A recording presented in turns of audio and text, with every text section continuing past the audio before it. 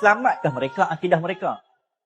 Macam-macam benda yang berada di bumi Arab Saudi. Benda ni agak sensitif untuk kita bincangkan. Sebab kita sesama Muslim, tuan-tuan. Tapi inilah fitnah akhir zaman yang Nabi rujuk khusus. Tuan-tuan tahu tak hadis yang Nabi kata apa?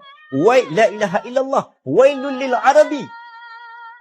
Wailul lil arabi. Min syarri qad iqtarab. Nabi kata apa? Wahai bangsa Arab, celakalah kalian bangsa Arab. Nabi, kita kata apa? Nabi mencelakakan bangsanya sendiri. Maksudnya apa tuan-tuan? Kalau sampai Nabi, kita kata melaknat lah. Celaka ni laknat lah kan, bahasa laknat. Kalau Nabi boleh meletakkan celaka pada bangsanya sendiri, tuan-tuan agak-agak, apa tahap keterukan, apa tahap kerosakan yang Arab hari ni buat, sampai Nabi kata kamu celaka. Tuan-tuan pernah jumpa hadis akhir zaman, Nabi pernah doa, Allahumma barik lana fi Syamina, Allahumma barik lana fi Yamina.